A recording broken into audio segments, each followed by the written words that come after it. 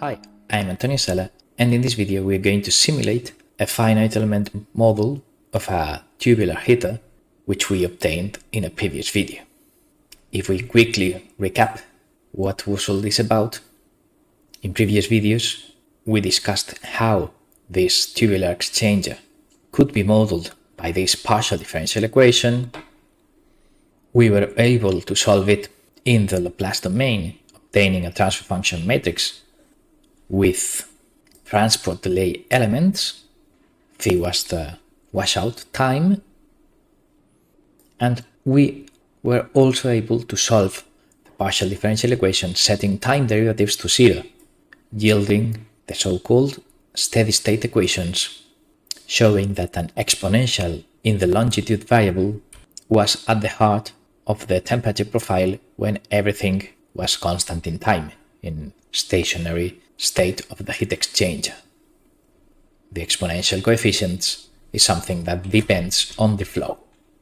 Dependence on the flow is nonlinear, that inside the exponential, but otherwise it's roughly interpreted as a gain that multiplies inlet temperature and another gain that multiplies heating power, producing the equilibrium value of the output temperature. Of course, this would be the DC gain of the dynamic models. In this code, we program the results of previous videos on what were the values of those gains, depending on flow and physical parameters. This thing here was just to transform the unit to kilowatts. And these were the values of the gains arising from the particular choice of physical parameters we are going to simulate. We also discussed in previous videos the fact that given that the steady-state profile had this shape, the mean temperature in equilibrium was a sort of interpolation between the inlet and outlet temperatures, and the interpolation coefficient beta had this formula. See the relevant previous videos for details on how to obtain these expressions. So first order approximations of the tubular heat exchanger were built by taking energy balances on this mean temperature in order to correctly match the steady-state DC gain of the partial differential equation. Again, with a particular choice of our physical parameters, this was the value of beta in our heat exchanger. The first principle approximation of the exchanger had this sort of first-order state equation and this output equation. In order to build a finite element model, we split the heater in several shorter pipes and we cascade all of them together. And the way we did it in order to build the model in an automatic way was in a loop in which from the state equation of one element, now with shorter length, so coefficients change with respect to the whole setup, and the output equation of one element, then we did manage to write the first ones and in a loop all the rest of equations, so we had them as an object of the symbolic toolbox. So we had an array of equations. These were the state equations, the derivatives of T1, T2, T3, up to, in this case, 50. And this was an array of output equations, giving the output temperature of each element given its state and input. However, of course, we are only interested in the last one. We will just simulate the outlet temperature. So we are now in conditions to carry out the numerical simulation by converting these symbolic state and output equations to numerical Matlab functions and calling a suitable numerical integrator simulator of ordinary differential equations, because with the finite element approximation, we approximate the infinite order partial differential equations with a high but finite order ordinary differential equation, in this case, order 50. Well, in order to translate from symbolic to numeric, we use Matlab function.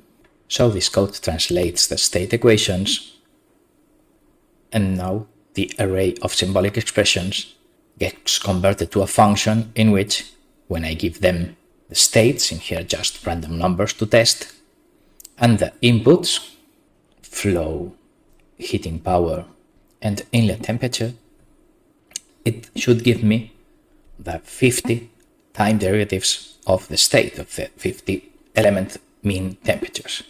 And indeed, it returns a vector of rubbish because I just did input a random number, a vector of supposedly time derivatives. So this is what we need in this form to carry out the simulation. In this case, u has size 3 and x has size 50. X dot has size 50, so everything is ready for simulation. So how can we simulate this stuff? Well, we will set up arbitrary input profiles. So these lines generate a series of steps in order to check how outlet temperature goes up and down as inputs change. Importantly, we will first simulate the steady-state model. In fact, this is not even called a simulation, it's just replacing the values of the input variables and computing without any numerical integration, time derivatives, whatever. Just this is an ordinary function in which I carry out exponentials, sums and multiplications, so I get an outlet temperature, and this is it. So this has no dynamics. If input changes, then output changes instantaneously. But okay, that's the issue in many applications. If residence time of the fluid in the exchanger is small compared to the dynamics of other upstream or downstream elements in my overall system, then if it's small, I may just consider it instantaneous and use this static model.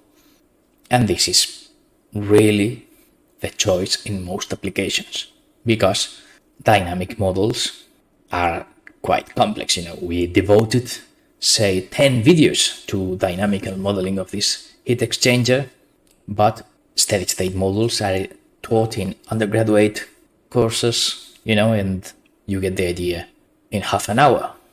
So this is basically the primary choice, but as we are, modeling and control experts, if we wish high performance output temperature control, then we need the dynamics models. Okay, so let's do them, even if I warn you that maybe your applications won't need them. For comparison with the dynamic models, these will be the inputs in dashed line and the output in solid line from the static models, instantaneous changes, and the difference with dynamic models will be that through dynamic models we'll have kind of a transient between the temperatures, whereas in here we are just computing the final equilibrium value. So if the duration of this transient is important, then we need to do what we are about to do.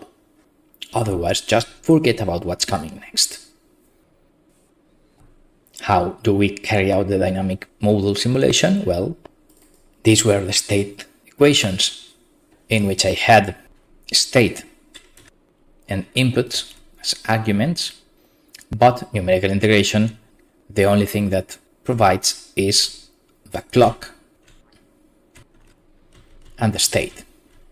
So what I should do is, from the clock, computing the actual value of the inputs, because they are functions of time, to send them to my state equation. So this line is a wrapper from what I developed in my model building to what numerical integration routines in Matlab need. Once I have that, I need just to call the numerical integrator with that state equation, time interval, initial conditions, just everything at 0 degrees, and tolerance options in here.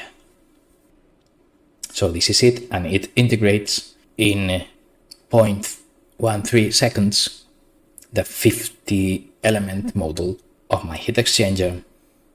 And if I choose the different numerical integration algorithm, ODE for 5, well, then it takes 5 times longer and it needs to compute more time steps because they use a different algorithm. So in this case, it seems that ODE 15S is, given that the tolerances are the same, a better choice for this particular problem than ODE 45. Nevertheless, in other problems, ODE 45 is faster than ODE 15. So, read the documentation, and if you wish to learn about all these details on which is the best numerical integration method for a particular problem, then okay, I am not an expert in that, so just look somewhere else. ODE 15 seems faster. Okay, this is not a problem here, even the slower time is kind of manageable, less than 1 second, but okay, when we simulate a larger number of elements, then the execution time increases wildly. So when we go up from 50 to 300, execution times will be, in the order of minutes instead of seconds. So choosing a fast numerical integrator will be an essential step. So with this, we simulate the model, and now compiling the output equation to numerical form using just the last of the temperatures and the input to the last of the elements, which is the output of the previous element. Then with that output equation, I get the outlet temperature, which is what I want to simulate.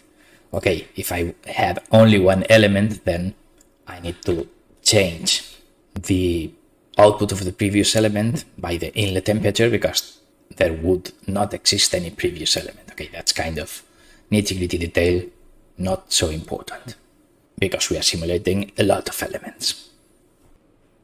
So the only remaining thing once I do the simulation is to plot it. Here it is. And we see the instantaneous steady-state model is the dashed green line, and the output of my dynamic model, numerical integration, well, the difference is that, okay, things take some time to go from one side to the other. And, well, if we look here, okay, this is the response to inlet temperature step.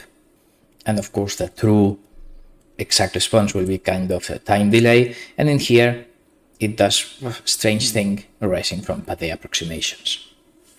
If I zoom in this region, we get this kind of artifact from the Pade approximation of the delay in each element from beta, different to 1, as an approximation to the infinite dimensional pure delay, so that the exact solution would be the blue step, but okay, we are just trying to approximate it. In order for this video to be short, I will leave for a second video, continuation of this one, the analysis of the simulation results and the influence of the number of elements, beta coefficient, etc. in the simulation output. For the moment being, we stop it here, and to recall, in this video we have explained how to move from a symbolic toolbox finite element model to a numerical integration and representation of the simulation results. So this is it for now. Thanks for watching.